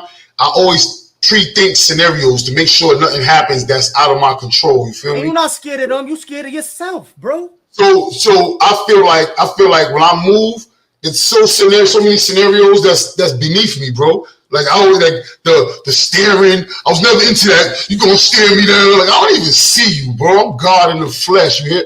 You know what I'm saying? So I don't see all that. You know what I mean? It gotta be something like violation to my wife, to my kids, to somebody that I'm with in my vicinity. Then the thing can come out. But stopping a deadly threat. Other than that, what I'm fighting you for? I never understood that. I'm gonna fight you for something of mine. I'm gonna fight you because of what? You didn't hold the door because you felt like you was a tough guy. My mentality is always like the same thing. I'm gonna save everybody the hospital bills. I'm gonna save everybody all of that. Like, I always see a reason for me to be fighting, bro. Like, the last time I had a fight, the dude tried to play me, he violated me, we got it shaking, and it was over. The police came. I was at work. I was in Florida. The dude threw a bucket at me, bro. Yo, Pop, the dude, yo, Pop. I was gonna tell a Popeye fight story. Yo, I'm delivering. I'm working at Coca-Cola and shit. Got the truck, get to the mall, I'm hyped. Got the music in, moving mad fast. Till the dude parked in the truck spot. So I'm like, yo, somebody parked in the truck spot. The dude turned around and like, yo, give me a minute. So I had the music going. So I'm like, whatever. I'm just gonna deliver around this nigga, deliver the whole thing and be out. So I wasn't sweating it. So then he seen I wasn't sweating it. He goes, yo, matter of fact, make it 10 minutes. So I'm like, I took the headphones off. Now I'm like, what is he talking about? Making 10 minutes? He trying to play me? I checked the temperature of the room. So I see this mad Haitian dudes and shit. Everybody looking at me like, kind of like, yo, this nigga giving up crazy. It was a big Spanish dude. So I'm like, he trying to play me? You know, it kind of registered in my head. He trying to play me right now. I said, yo, what happened? Yo, we get back and forth. I'm like, yo, come outside. We get to the door. It's one of them moves. You go first. Nah, you go first. He's standing in the door. I made the mistake of letting him go first. And the nigga, he made a move. Oh, it could have been me. I don't play these games, these long talk games. He made a funny move. Wham! I rocked him. We in the middle of the door now. Pop, the dude is huge, mind you. The dude, all he can do, because he can't stop these. All he can do is grab me, and he slams me into the wall. Wham! Boom! I'm like, oh shit, my back. I'm still catching this nigga. Hold on. Nigga got me damn near off my feet, Pop. He catches me into the other wall. Wham! He lets me go. He starts bawling, crying. I go looking for a stick. I'm outside. My shirt is ripped. The truck is running. The police come. It was a scene. The dude wanted to hug. Yo, I don't want to press charges. I just want to hug and say I'm sorry because I was in the room. And you heard? They be Huh? wanting to hug. They really be You wanting want to to hug. hug? Because a good fight showed him like, yo, oh, this is the equalizer, bro. And I had to still continue my route. I had to still continue delivering with the ripped up dude. Yo, I was at Pembroke Pines Mall in Fort Lauderdale, bro. It was like it was like 110 degrees outside. Y'all was sweating bullets. I had dreads down my back. Yo, it was crazy. Yo, it was crazy. Y'all niggas in these crazy fights, man. Yo, but a quick fight equalizes everything. I still have my job. Everybody came. Police was there. Everything happened. A good squabble. This dude laid out the red carpet. I had the red carpet at the mall after that. Everybody, food was on everybody every time I came through. No lie. No, it definitely make things a little easier, man. Especially if motherfuckers respect it. You know what I'm saying? To see another day, bro. You know what I'm saying? You don't have to kill somebody. Listen, man, but yo, let's keep it funky though. We was fighting, and well, the shit that we was on, my team we was on some fighting shit, but we wasn't trying to make you see another day. That wasn't our plan either. But we was fighting. Not every instance. Not every instance niggas was going back to get the sketch. Every time it wasn't happening. I don't want to sound like a real crazy guy, but I'm gonna say yeah, we was. Every time it was beef, it was that type of beef that had to get cooked like that. I mean, we was trying to set an example. Just to be real, we was just trying to set an example that you don't fuck with VIP. Every member was on that timing. Every member was just on that timing. Like, yo, just don't fuck with us. We got to do you dirty. And that's why that name is known as one of the most dirtiest names in Flatbush. You know what I mean? Just being real. You know what I'm saying? Don't get me wrong. Yeah, you might spare a nigga. You know what I'm saying? But it wasn't about sparing a nigga. It wasn't about that shit. What happened to Billy, man? I like Billy's energy, man. Yeah, he came on with good energy, man. Big up to his platform too. I'm about to get off this, man. I'm about to go roll something. I appreciate everybody for tapping in. Pop. Billy, man, you gotta tap in with us every now and then. Yeah, I seen it jump up. I was like, yo, this gonna be the day, man. I'm gonna just jump on here. Oh, so you been with us? You been fucking with us? Yeah, I've been subscribed for a minute, word. I think I got y'all on Facebook and all that, word. Oh, listen, bro, shoot a DM or something, man. Yeah, let's put something together. Yeah, definitely, bro. Man, I like your energy, man. Your energy is official, and you don't use it on the way with Sendra. Rest in peace. What's your podcast about, bro? Before we go, so Stuck in the System is basically about how once you in the system, that shit never really leaves you. You heard, like, just like how once you from Flatbush, that shit'll never leave you. You heard, but it's like I still to this day, man. It's like I feel like I had so many opportunities to be unstuck, but because I've been through it and I don't want to leave nobody behind. You heard? Like a lot of these young dudes that's coming through, man, they misguided, man. They really don't know. I was looking at 18 of life. You heard? Like I ended up doing 5 off of it, but I was ready to take 18 flat. I'd have been home around this time. You heard? Oh, and I was okay with that. But you said you was willing to take 18 flat. Yeah, without the L. Why you was willing to take 18 flat? And what was your? Because I was so accustomed of going through the system that shit was nothing. I felt better off in jail than I was on the street. How old? What age? I've been locked up since I was 12. You heard? No, what age was this decision that you said? 19. So I've been home around this time. About 37, yeah. Yeah, so I'd have been in the best shape of my life. I'd have had a lot more smarts. I'd have probably had some degrees, because you college up there, you know what I'm saying? I was thinking about all that. I'm like, yo, I can go to college up there. I could do this. I could probably get a trade. You know what I'm saying? I'll be on my workout shit, be disciplined. And that was my way of thinking. Like, I was okay with that. But so where did that, so that was like a boot camp, but not to say a boot camp, but where did that thinking come from? For you to say, how old you say you was? 19. 19. You was 19. For you to decide to sit wherever you were sitting at your cell, your crib, or sitting on the bench waiting for the judge about to call your name. Every time I went to court, I would be like, yo, I'm taking 18 right now. There's no L. I'll take 10 right now. I'll take 15 right now. My lawyer was looking at me like I was crazy. That's the question I'm asking. What was in you? What was your mind state to make you feel that, yo, I could sit there and do 18? Like, Yeah, what made you wrap your mind around that comfortably? So Right. from 13 to 16 and a half. All right. So I went into DFY when I was 13, right? Right. I originally got sentenced to 9 months to a year, but Right. I had ended up in Tryon. I went to Harlem Valley and all that. Now in these places, they don't try to let you go. Plus, my mom's is a fiend. Like I was going, like I was in the hood. Like I was in Kenilworth. You know the crack house that used to be on Kenilworth. Yeah. I was sleeping there with my moms, bro. I used to sleep in abandoned cars that FPK used to have on my block on right there on 26 and Flatbush. Like I didn't want to be home. My moms was smoking krills. Like I was sleeping in the hallway type shit from young, bro. You know what I'm saying? Like I was running around the hood. So when I was there, I'm like, yo, I done went from a year to 2.5 years because they kept on banging me every time I went to court. Like, well, he needs another year. Yo, and I came to a point where I was comfortable. Like the jails was like street to me. Like it was okay. Like I was getting 3 hots in the cot.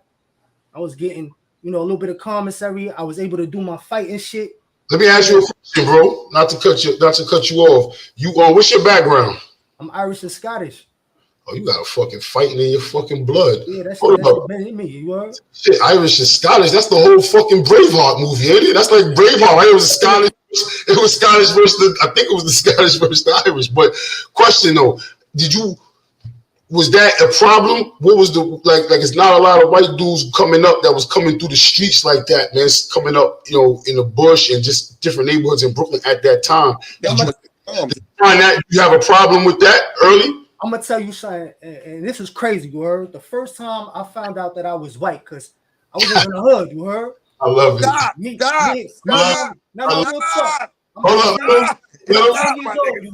Stop, my nigga Billy. Stop. Listen. I'm like 10 years old. It's me and my little crew from over there on J. We stealing bikes, we on our bike shit. My man, he the leader of the pack right now, so I'm following him. We coming from Kings Plaza all the way to the junction on a Saturday. You heard? Guess who's on the junction? Who? The Israelites. We pull up to the bank. You heard? We right there. My man pull up. I pull up right next to him. I'm like, yo, what's up? I see the poster of the dude being burnt and all that. You know what I'm saying? Like, shit was crazy. I didn't really know what was going on. I'm like, yo, what they talking about? My man looking at me. He looking at them. And like, the white man is the devil. Yo, everything went. Yo, the record stopped, bro. Everybody look at me, son. I look down at me, son. I look at my flash. I said, oh. I jumped on my bike, bro. I got the fuck up out of here, you heard? Facts, you heard? That's crazy. Yo, that's a cool way to find out you white is from an Israelite. the first time I found out I was white, Billy, I gotta salute you on that, man. Because I ain't know nothing about race, bro. Like, that's real though, because nobody don't say it. How you know about it? Like you said, that comes from indoctrination. Like you just know I'm one of the fellas. We out here getting bikes and shit. Who's a little lighter than this nigga? My mom's is fiends. Like I'm going back to crack houses. Like electricity, ain't no gas. I'm starving. My fucking stomach is touching. Like. I ain't know nothing about no race, bro. We was all fucked up, bro. Like we was twisted. Like when you was going to court, and going through your cases and stuff like that, you had family supporting you? Nah, man, my mom's is out in the street, bro. Like, you know what I'm saying? Like that's all I had. Like she she had a bad habit, bro. Like she was. How your mom's doing now? How your mom's doing now? She passed in 2005. Rest in peace and all that. But she in a better place, bro. Like times was hard, bro. Like. Before she she got crazy to the point where it looked like somebody took her flesh and threw it on a coat rack type shit. You know what I'm saying? She was like skeleton, bro. But she was out there busting checks before dudes was even scamming. Or I don't know if you know about Blue. Old pimp ass motherfucker used to be on a junction with Patrice and all that. He used to be running around getting money and all that. Word. Are you saying these names? And I'm like, damn. Old things, word, because Jazzy used to take care of me when he used to be on a junction. Right on Glenwood, Jazzy used to let me use his phone to call my mom's when I was like 9, 10 years old, you heard? Because he used to serve her, you heard? He used to give me money and all that to get food. Yo, yeah, go get something to eat, huh? I didn't know this little guy, kid, man. Dude, that be a little service. You know service then? Nah, not by that name, probably not. So Joey? Puerto Rican. Gotta know Joey. God, you 34th and J. Yes. yes. Yeah, I know Joey. Yes. Yeah. Goofy and them and all of them, you heard? Yeah. Facts, you heard? But I ended up in a system, bro. So No, tonight. I ended up in a system to the point where that shit was my home, you heard? Like when I would come home, I would be going right back in that shit. You know, I'd be on the street doing my shit, wilding, catching my licks and all that, and then I end up right back, bro. So you ready to take it sound like you was ready to take the 18 possibly because not only were you comfortable there because mentality wise you was probably institutionalized, but it was actually a more comfortable space than sleeping in trap houses and stolen cars and shit like that. You getting the 3 hots, Sparford, you're gonna get the cookies, you know what I'm saying? You get the cookies and all that, you know what I mean? I don't know. At 19, I was already on my shit, you heard? I was banging, you heard? So Okay. I always, when I went through, everybody knew me to be, and I'm the only one I'm always repping the Bush, Flatbush, Billy Badass, was cracking. Always on my shit.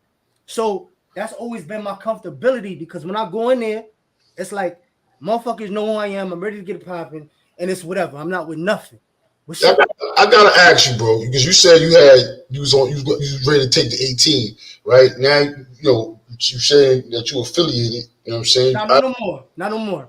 I'm Right, no, at this time, I respect the transition. I respect the transition. I'm talking about at this time. You got to tell me about you had all that had to get tested in the 4 building. If you was 18 or 19, you had to be on the 4 building and low in the 4 building at the times. And every time I came through, I went to the law library and I made sure I got a piece of steel, bro. And that shit came with me everywhere I went, bro. Everywhere I went. That's what I was known for. After Billy Badass, they called me Chucky. Chucky Low. I was on my shit, poking shit, whoever, whenever, it didn't matter. That's what's up, nigga. And that's from Flatbush shit, word. Flatbush made me that animal. They say that you can't truly have a crazy cut game if you don't really have a hand game anyway. Because it pretty much is like extension of boxing. Like, you know, a knife and all that ain't really. It's just, you know, having a weapon, yes, it's definitely it's like a skill, like fighting, like you fight. But actually, though, having a weapon is just possession. Being able to use the weapon is skill. In all actuality, though, we are the weapon. All this is just an extension of us. You understand? But with a weapon, you gotta have heart. Period. You gotta have the ability. You gotta have the heart. Because you have a lot of niggas that walk around with guns, knives, and whatever. They still getting demolished. They still getting fucked up. So it's all about that heart when you got it. Like, you know what I'm saying? You got this thing on your hand, you playing Picasso. I'm playing Picasso. You know what I'm saying? I'm going straight for the kill my man say he going for. But yeah, I ain't the shit is in my hand. It's Picasso time. It's face shots. Fuck all the other shit. Face shots. Just like I would jab somebody in their face. Ha! You gotta have the same skill, same motions. Back up. You know, Sonny, I come from that, so it's like, and I agree with him. Like, you know what I mean? That's where we know it's Flatbush, but I always had more to prove, though. Always, all the time. That's what I was wondering because you definitely coming from more or less the underdog seat. You know what I'm saying? The upbringing, the neighborhood. Though you white, you got more to prove. I had to put it in the extra all the time. You heard? Like. That's a fact. You white, you got more to prove, especially in the black community. So forget anything else with me. It's just white. You had to prove. And I respect that especially with the topic tonight of fighting because you're still here, right? You're free, you're alive, you well, you podcasting, you're doing your thing. You know what I'm saying? And that's a beautiful thing. What happened to your joint? Nah, I got cut in the 3 building. You heard? When I was on that bid for the What you got cut? What you got cut over? Tell me what happened. So I was an old boy. I'm an old boy. I'm chilling an old boy. I'm fucking with a little CO joint. Boy, let the people know. OBCC. OBC, yeah. OBCC. Hey, he's saying, "Oh boy, niggas might think it's Cameron and Joel Santana." Oh yeah. So I'm at OBCC. I'm fighting this case or whatever. I'm like 6 months in the old boy, right? I'm comfortable. I'm getting the pouches. I'm fucking with a little CO joint.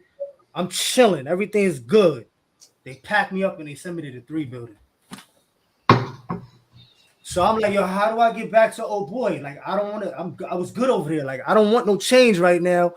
I want to get the fuck back over there. So when I land in the house, I'm like, yo, who in here gotta go? I want to get up out of here. So I take a plate. I'm jumping on whoever got the house. Yo, listen, I'm trying to get out of here. Like, what's up? So they like, yo, son right here, he ain't no good. I was like, yo, say no more. I'm out of here tonight. We go to chow. So I come in the back, he in the back of the line and all that. And I just rock his shit. Rock, bop, bop, bop, bop. Now he out. I'm like, yeah, I'm out of here. The police come. They picking him up the floor. They got me on the wall on some crucifix shit, you heard? They holding my arms and all that. You know them green cups on the island? Yeah. The ones they give you when you first get there. Some crack my shit, you heard? My shit right here. Bing, bing. The shit shattered. Shit bust into 1,000 pieces. The only thing that's left is the handle. And on the end of the handle, there's like a real sharp razor shards on that shit. So he rocked you with the green cup? Rocked me with the green cup, pulled my shit down all the way down. I had like 6 stitches up here and 6 stitches on my lip. Now, they get him out of there. They lock the door. I'm gushing and all that. They put me in the motherfucking in the wild means and all that. I'm there waiting for transport to go to fucking the infirmary. I go get stitched up and all that. They put me right back in the 3 building. So I'm tight. I'm like, yo, fuck. My code D's there, so I'm trying to see him in the yard. I get it popping with the police because they try to hurt me on some. I skipped the line before you go outside. You got to show your ID and all that. So I seen him. He grabbed somebody up, and he heard them put their face in the wall and violated him. I'm like, yo, that's not gonna happen to me. He already dealing with something and the bullpens and all that. So as soon as I'm about to walk through the mag, guess who come? Dick face. To try to throw me on the wall. When he got me on the wall, I'm like, yo, I know he gonna try to violate my shit. As soon as he try to push my head in my shit, I turn around and crack him. Pow! He drops. The other CO comes and start cracking. Now, mind you, I got stitches in my head. Starts cracking me in my head with the walkie-talkie. Bang, bang, bang, bang, bang. Another CO come. They throw the cuffs on me, kick me and all that other crazy shit. But they saw what happened on the camera, so the sergeant came and was like, yo, what we gonna do? I'm like, yo, I don't press charges. Like, I'm gonna hold this shit down, and that's it. Like, what's good? Let me rock. They let me rock. I stood in the bullpens for like maybe like 8-10 hours, maybe, and finally went to a house. But that shit right there. This is over a gun charge. This is the gun. That's the body. Oh, okay. Oh, that was the 18. I was gonna ask you what that was. 18. On the gun charge, that shit was a little bullet on the island. I copped out quick. Soon as I went to arraignment, yo, let me get 8 months. Let me get that. we gotta do this again, man. We got some other joints lined up, bro. Hit me so you know what I mean. Know how to stay in the loop. And put things together. Billy, man, jump on the We Are Flatbush Instagram page, and so we can send us your number so we can talk off there. Copy. I got you. I'm gonna do that now. All right. Yo, be easy, y'all. Hey, we are.